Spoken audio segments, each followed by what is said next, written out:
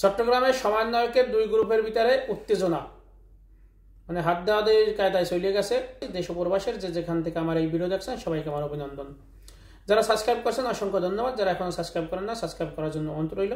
তা চট্টগ্রামে যে বিষয়গুলো নিয়ে আজকের কথা কাটাকাটি হইল, উত্তেজনাকর পরিবেশ হইল এবং গায়ে হাত দেওয়া হইল, চলুন সেই বিষয়টা আমরা আগে আপনাদের ভিডিওর মাধ্যমে দেখাই। দেখানোর পর আমরা এই বিষয়ে কিছু কথা বলার চেষ্টা করব।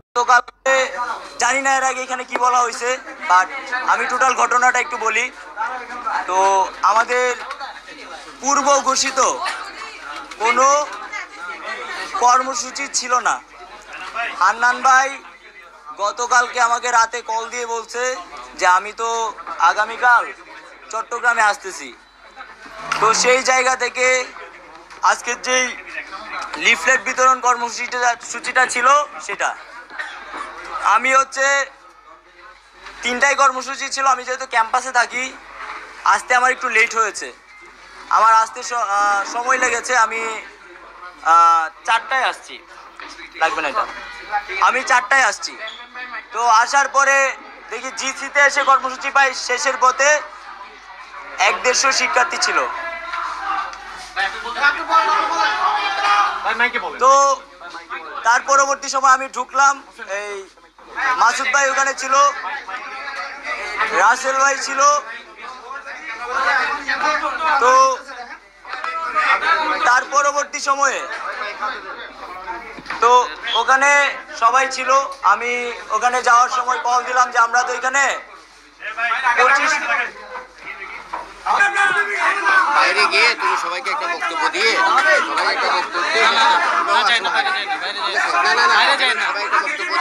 শোনেন। তো এই হামলাটার সাথে যে বা যারা জড়িত থাকুক না কেন, সে যেই হোক, এখানে অনেক, আমি পরিষ্কারভাবে বলছি, যারা জড়িত তাদের প্রত্যেককে বিচারের আওতায়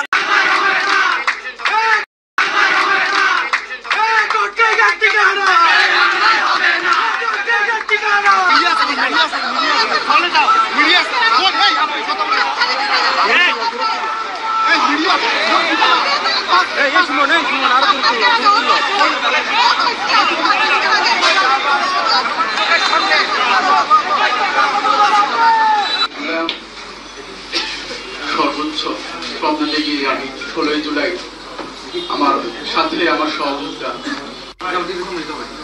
আমার ক্যাম্পাসেরই ছোট ভাই ওয়াসিম, তাকে টার্গেট করে গুলি করে মারা হয়। এরপর পরে হচ্ছে যে আমিও গুলিবিদ্ধ হই। পরবর্তী সময়ে আমি আবার কেয়ারে আইসিইউ থাকি, max Dhaka CMS Dhaka PG treatment নিই। আমি দেশের কাছে, আমি উপদেষ্টাদের কাছে আমার যেন নিরাপত্তা নিশ্চিত হয় এবং আমি সহ আমাদের যাদের উপর হামলা করছে তাদের জন্য নিরাপত্তা নিশ্চিত হয়, সেই ব্যবস্থা যেন করে। আমি সেই এবং আমাদের আরো যারা রাসেল সহ অন্যান্যদের, আরিফ মঈনুদ্দিন, রিদওয়ান, তাই বিপ্লব উদ্যান থেকে আমাদের আজকের কর্মসূচি শুরু করি এবং এই কর্মসূচিতে আমাদের বৈষম্যবিরোধী ছাত্র আন্দোলনের মুখ্য সংগঠক শরীফ, যাদেরকে মারধর করা হয়েছে তাদের সুচিকিৎসার ব্যবস্থা করতে হবে। আন্দোলনে ডট গ্যাংয়ের একটি সক্রিয় ভূমিকা ছিল জানা যায়। এখন কি ডট গ্যাং আপনাদের সক্রিয় হয়ে গিয়েছে? ওদের দাবি এটা যে ওদের একটা সক্রিয় ভূমিকা ছিল। দেখুন, আমি যতটুকু জানি, আমি যেহেতু সম্মুখ সারিতে ছিলাম, আমি এই ছেলেগুলোকে 5 তারিখের আগে দেখি নাই। আমি শুনেছি এরা 5 তারিখের আগে ছাত্রলীগের পৃষ্ঠপোষকতায় আমাদের উপর অতর্কিত হামলা করেছে। সময়টা একটু বলেন, সময় রাসেল ভাই, একটা বিষয় হচ্ছে যে রিজভির কথা বললেন, রাসেল ভাই যে রিজভির কথা বললেন, উনি কি ডট গ্যাংয়ের সাথে কি সম্পৃক্ত ছিল কিনা? তখন আপনারা যার বিরুদ্ধে চাঁদাবাজির অভিযোগ করেছেন, তিনি কি রেজাউল, তিনি কি তখন কি ডট গ্যাংয়ের সাথে কি সম্পৃক্ত ছিল কিনা? না, সেই সময় সে ডট গ্যাংয়ের সাথে সম্পৃক্ত ছিল না। পরবর্তীতে যেহেতু চাঁদাবাজি, পরবর্তীতে যেহেতু বিভিন্নভাবে বর্তমান মানুষ চাঁদাবাজি করতে চায়, যারা ছাত্রনেতা হয়ে উঠে চাঁদাবাজি করতে চায়, তাদের লোকবল প্রয়োজন হয়, তারা একটা জ্ঞানকে আশ্রয় দিয়েছে এবং সেই জ্ঞান এখন একটা চিরাং স্টুডেন্ট ফোরাম নামে একটা ফোরাম করেছে এবং সেটার উপদেষ্টা হচ্ছে রিজাউর রহমান। সেখানে আমাকে আমার প্রোগ্রামটা আমি অ্যারেঞ্জ করছি, এই জন্য আমাকে টার্গেট করে আমাকে মারার জন্য তারা তখন থেকে করেছিল।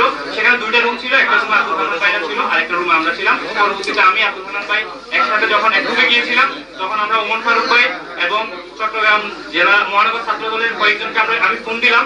ফোন দেওয়ার পর তারা এসে যখন আমাদেরকে সেখান থেকে বের করার জন্য চেষ্টা করেছিল, তখন আশপাশ থেকে ডট গ্যাং এর সদস্যরা সাদিক আরমানরা একসাথে আমার উপর হামলা করে, ওমর ফারুক ভাই আমরা একসাথে ছিলাম, আমার উপর হামলা করে আমাকে এখানে মেরে আর পাঞ্জাবি ছিঁড়ে দেয়। আমাকে প্রচুর আমরা হামলাকারীদের সাথে বলবো না, আমরা হামলাকারীদের বিচার চাই। আমার এখন চিকিৎসার প্রয়োজন, আসলে আমার মাথা ঘুরে ঘুরে আসতেছে, আমরা চিকিৎসার জন্য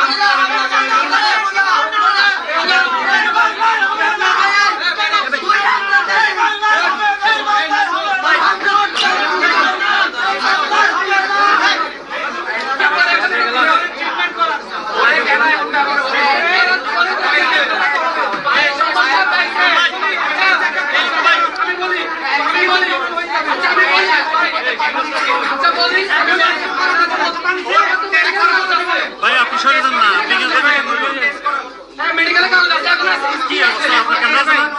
আপনার ক্যামেরা আছে না?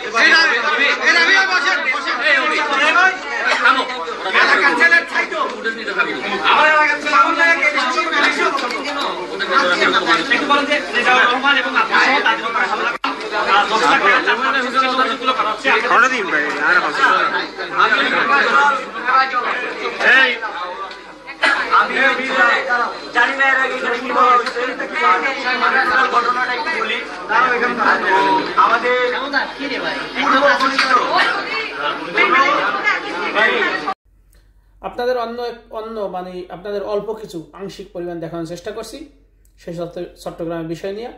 এখন এখানে হচ্ছে যে চট্টগ্রামের যে বিষয়গুলো যে সমন্বয়করা তারা মানে কেমন একটা জানি হয়েই গেছে। আপনারা সোনা কিভাবে ছাই হয় আপনারা অনেক সময় শুনছেন, এখন আবার দেখতে পারবেন আপনারা সমন্বয়কের এদেরকে নিয়ে সোনা কিভাবে ছাই হয়।